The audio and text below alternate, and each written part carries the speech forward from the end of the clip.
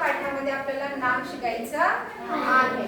मग त्यापूर्वी आपण काय करूया, महत्त्वाच्या मग शब्दांच्या जाती किती आहेत हे बघूया।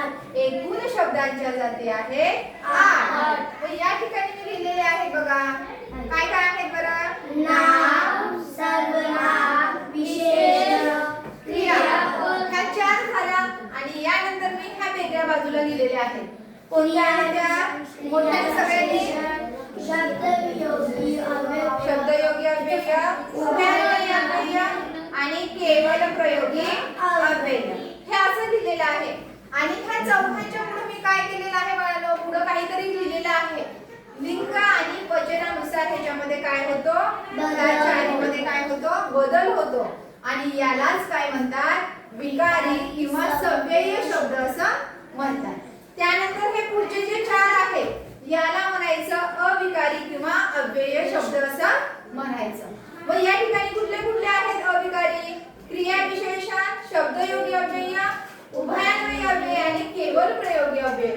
यामध्ये लिंग आणि वचनानुसार कुठलाही बदल होत नाही। आलं लक्षामध्ये? त्यानंतर आपल्याला पहिला घटक शिकायचा आहे नाम। आपण व्याकरणाची सुरुवात करतोय कशापासून? नामापासून। मग नाम म्हणजे काय बाळांनो? एकदम सोप्या शब्दामध्ये सांगू मी तुम्हाला। नाम म्हणजे काय? मला सांग, हे काय आहे? पुस्तक। पुस्तक आहे। हे काय आहे? भेट। हा काय आहे? हातात माझ्या कडू आहे। हे काय आहे? कपाट। कपाट आहे। त्यानंतर हा काय आहे? टीव्ही आहे। ओके। हे काय आहे? फॅन आहे। ही काय आहे? बॅग। का बरं त्यांनाच का बॅग म्हणायचं?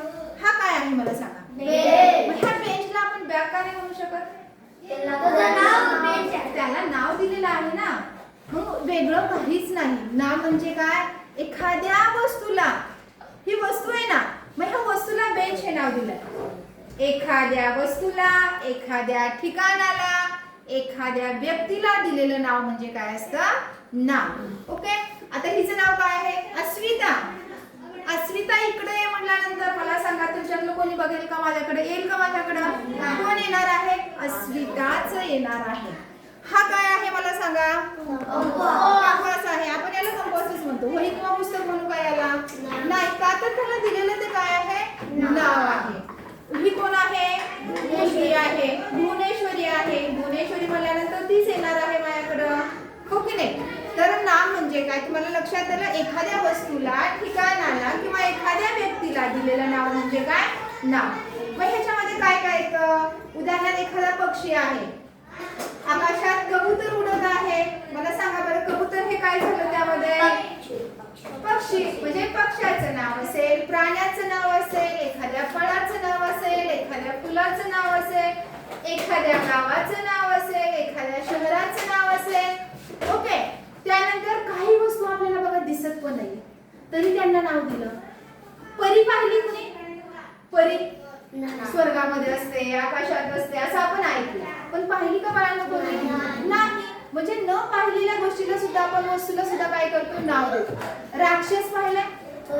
भूत पाहिलंय कुणी? पण त्याला नाव दिलं ना। ऐक, एखाद्या व्यक्तीकडे बघून आपण म्हणतो का अरे तो राक्षस आहे, तो भूत आहे असं म्हणतो का? नाही ना। म्हणजे न दिसणाऱ्या, आपल्याला डोळ्यांनी दिसणाऱ्या आणि न दिसणाऱ्या ज्या काही गोष्टी आहेत त्यांना दिलेलं नाव म्हणजे काय? नाम। ओके, लक्षात आलं? ठीक आहे। वाक्य देते या ठिकाणी। ओके। पक्षी आकाशात उडतो।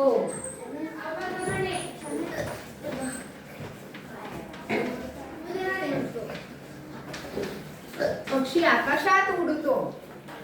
किंवा समजा आता रवीना खेळते। ओके। हे 2 वाक्यच पाहूया आपण।